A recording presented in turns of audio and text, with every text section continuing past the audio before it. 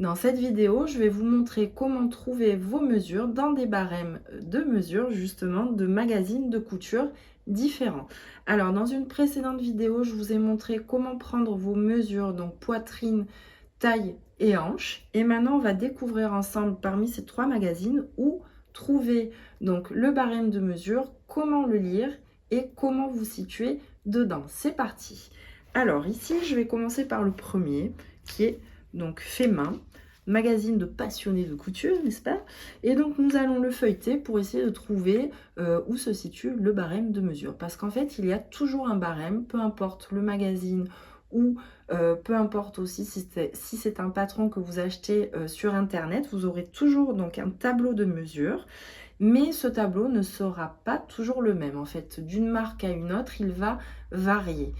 Et ce qui est important aussi d'avoir en tête avant de commencer à coudre un vêtement, c'est que ce n'est pas parce que vous achetez une taille ou plusieurs tailles dans le commerce que vous allez faire la même taille dans la couture vraiment loisir.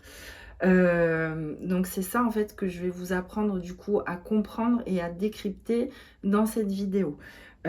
Souvent en fait j'ai des élèves qui me disent oui bon bah moi dans le commerce j'achète un 36, alors un 36 par exemple dans cette marque, bon chez eux je fais plutôt un 38 donc j'achète du 38. Vous voyez déjà dans le commerce en fait il y a des disparités en fonction en fait des marques. C'est la même chose en fait dans la couture on va dire loisir ou même professionnelle. Ça va dépendre vraiment de la marque, hein. Chaque marque va avoir son barème, même s'il y a des mesures normalisées, on va dire universelles. Malgré tout, il faut quand même, enfin c'est vraiment un conseil, je vous recommande vraiment d'aller toujours regarder le tableau de mesure du magazine ou du patron en fait que vous allez coudre, parce que ça vous évitera justement de coudre quelque chose qui ne vous va pas, hein. Bien souvent on a quelque chose en fait qui est ou trop petit ou au contraire trop large. Donc ici l'objet de cette vidéo c'est vraiment en fait de vous montrer comment décrypter tout ça et où vous situer. Alors ici dans ce magazine je feuillette, vous voyez là j'ai tous les modèles. J'ai des publicités, j'ai des petites choses en plus. Mais ici, voilà, ce qui va m'intéresser, ce sont donc ces documents ici. Et ici, voilà. Je vais trouver donc le tableau de mesure qui correspond donc à fait main.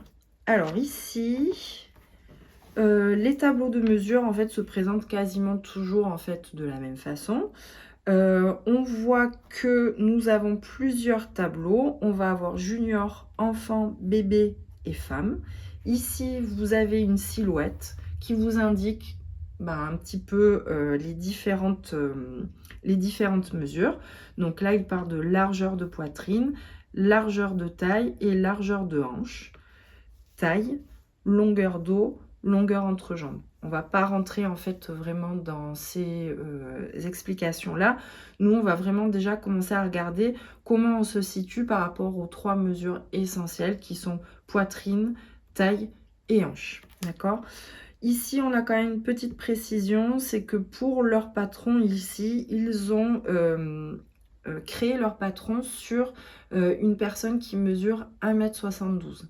Donc vous voyez, souvent c'est plutôt 1,68 m. Là, on est sur du 1,72 m. En fait, c'est ma taille. C'est cool, je suis contente, hein, pour une fois. Il y a des choses qui ont été créées pour des personnes qui sont un peu grandes. Alors ici, je vais venir me repérer donc dans le tableau de mesure qui est ici.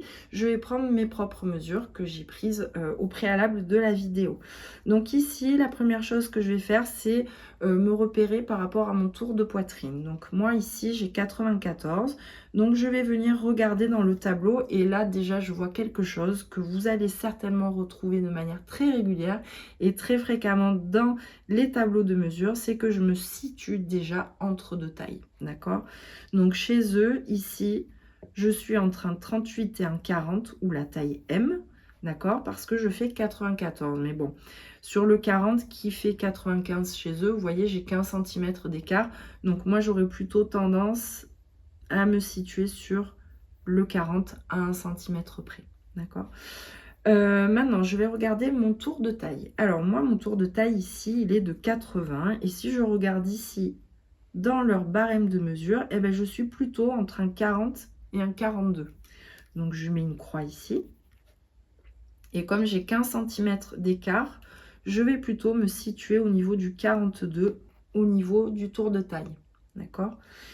Ensuite, je vais regarder le tour de hanche. Donc, moi, je fais 106. Et dans le tour de hanche ici, je me situe sur un 42 pile poil. Magique. Très bien. Donc, vous voyez que déjà, dans ce barème de mesure ici, je suis entre deux tailles. Au niveau du haut, dans leur magazine, dans leur patron, je vais plutôt me situer donc sur du 40, du M. Et sur le bas, je vais plutôt me situer sur du 42, du L. D'accord? Donc ça, c'est déjà très important en fait de savoir où vous vous situez pour pouvoir ensuite décalquer correctement, décalquer déjà les bonnes tailles et décalquer correctement les patrons que vous aurez sélectionnés. On va aller voir maintenant qu'est-ce que je fais dans les autres magazines et je pense que vous allez voir en fait que je fais certainement des tailles différentes. C'est plutôt un bon exemple. Donc je mets celui-ci de côté, je vais prendre donc un Burda maintenant et je vais faire la même chose, je feuillette, voilà, jusqu'à trouver éventuellement, certainement, le tableau de mesure. Alors ici, il n'est pas là. Voilà, il est ici. Donc là, de la même façon que sur l'autre magazine, je vais avoir une silhouette avec différentes lignes et des numéros qui vont vraiment détailler les mesures. Donc en 1, on va avoir la stature, donc la taille. En 2, on va avoir le tour de poitrine. En 3, on va avoir le tour de taille. En 4, le tour de hanche. Et ensuite, je ne vais pas rentrer dans les autres mesures puisque pour cette vidéo-là, ça ne nous intéresse pas. Ici, je vais avoir également donc les tableaux de mesure.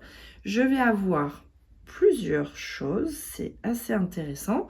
Ici, je vois taille femme standard. Donc, ça veut dire que leur femme standard, la stature de leur femme standard, c'est 1,68 m. D'accord? Donc, vous voyez que moi, je ne suis pas dans les standards puisque je fais 1,72 m. Mais ce qui est intéressant, c'est qu'ensuite, il y a d'autres tableaux. Nous avons taille courte femme. Donc, c'est visiblement pour des personnes plus petites que 1,68 m. Et là, on voit que dans stature, on a 1,60 m. Très bien. Maintenant, ici, on va aller dans taille longue femme. Donc, leur stature ici, c'est 1,76 m. Donc, c'est encore un petit peu plus grand que moi.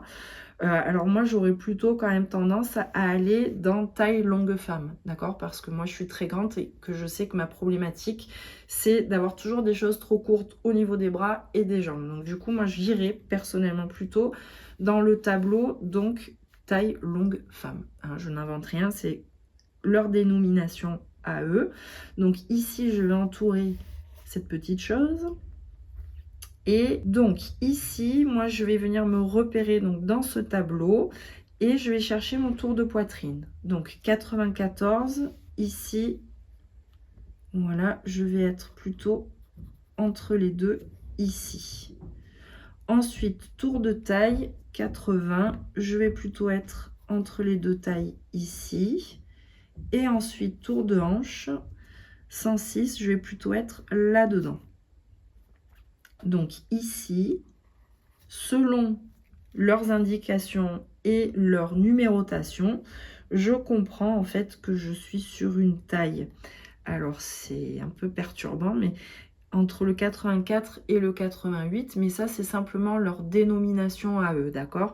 Ça veut dire qu'en fait, si je regarde dans le tableau de taille femme standard et que je reporte mes mesures également, malgré le fait que je sois plus grande, je vais trouver plutôt les dénominations, on va dire, standard. Donc ici, tour de poitrine 94, donc entre le 40 et le 42. Tour de taille 80, donc entre le 42 et le 44 chez eux. Et le tour de hanche 106, donc je suis chez Burda. Je corresponds à plutôt une taille, on va dire 40-42 sur le haut, d'accord, et 44 sur le bas, d'accord. Et tout à l'heure, j'étais entre le 40 et le 42. Donc, vous voyez, déjà, il y a un écart qui est pas mal. Donc, on va aller regarder en fait sur le troisième magazine que j'ai apporté ici. Et je vais faire le même relevé. Et ensuite, je vais vous en parler plus en détail. Donc ici, je range mon burda. Je prends mon fibre moult. Et pareil, je viens farfouiller pour trouver le barème de mesure.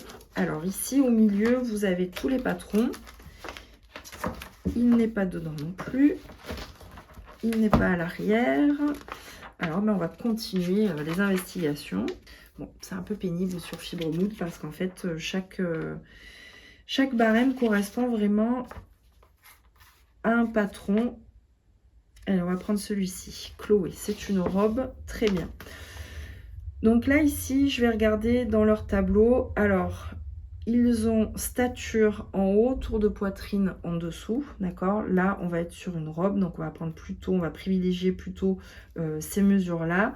Donc moi, stature, je fais 1m72, mais tour de poitrine, je fais 94, donc chez eux, pardon, je suis entre le 40 et le 42, donc la taille M, ok, au niveau du tour de poitrine. Ensuite, ici, on va voir que ce tableau de mensuration, en fait, s'arrête là. Et qu'ensuite, on va juste avoir les dimensions du patron. Et sur les dimensions du patron, on va quand même avoir donc les longueurs, le tour de poitrine et le tour de taille. Donc ici, je vois que je vais avoir un tour de poitrine de 101,5. Sur le M, j'étais entre 92 et 96 ici. Donc ça veut dire que là, c'est déjà un modèle qui va être un petit peu ample. Mon tour de taille ici, moi j'ai 80, eux ça va être 82. Bon voilà, moi chez eux en fait je vais plutôt être sur la taille M, vous voyez.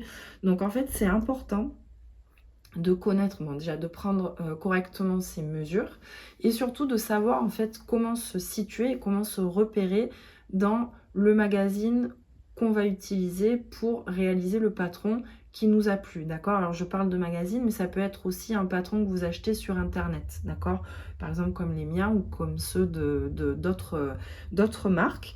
Vous aurez toujours un barème de mesure.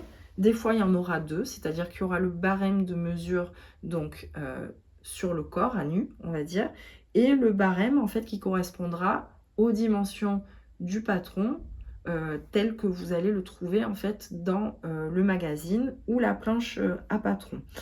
Je ne vais pas aller plus loin dans cette vidéo, mais j'espère que déjà elle vous aura permis de comprendre qu'il est très très important de prendre encore une fois correctement ces mesures et de savoir comment se situer dans les différents magazines ou patrons, parce qu'encore une fois vous voyez que entre le fait main et le fibre mood, je suis plutôt entre un 40 et un 42, donc entre un M et un L, et que sur le burda, je suis plutôt entre un 42 et un 44, d'accord.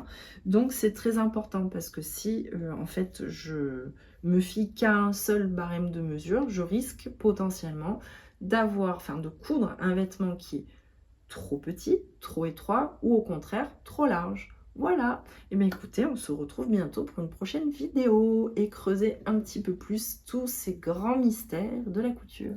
À bientôt.